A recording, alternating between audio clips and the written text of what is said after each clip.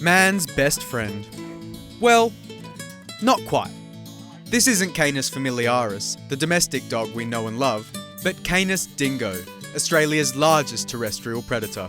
And although they can seem fierce, there's another side to these canids many don't know about. Ross Sinclair is the proud owner of Harley, a 5-year-old dingo. We got this little guy at about 3 months old. We're quite happy about it, quite pleased. Felt quite privileged actually. When people come across Ross and Harley in the park, they're more surprised than anything. They sort of, oh, you got a dingo? Didn't know you could keep them in WA. But then there's an equal number of people who recognise the dingo. And are quite happy that we've got him and that he's a pet. Unlike domestic dogs, the dingo doesn't bark, doesn't have a scent, and when it's happy, it'll smile. They are descended from the Asian wolf, and they are still pretty wild. Dr. Chris Perot has worked with dingoes for years. You need to be a strong alpha dominant person to control them. They can make really good pets. They are really attached to their owner. They are very resilient. They are very strong and very healthy through selection, natural selection.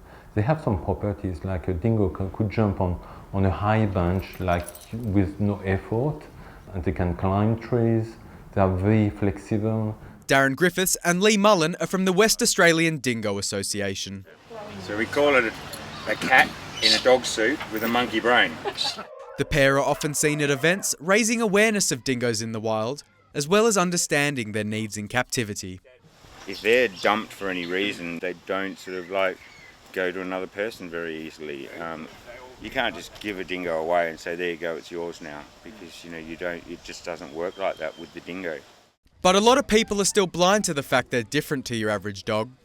Here in WA, I would say to them, come and spend a day at our house, or find out how we live, and what sort of commitment you have to live with a dingo. Yeah.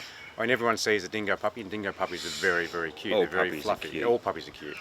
They put on toilet paper to sell toilet paper, of course, but they're nothing like a dog. They need special dietary requirements. They need special containment requirements. They need special veterinary requirements, and people think they're going to be like a dog. They're going to be trainable, and they're not.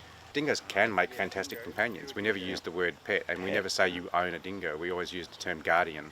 Not all dingoes are as lucky as Darren and Lee's pack. Many will end up in the pound, inevitably getting the needle, because they're classified differently to normal dogs.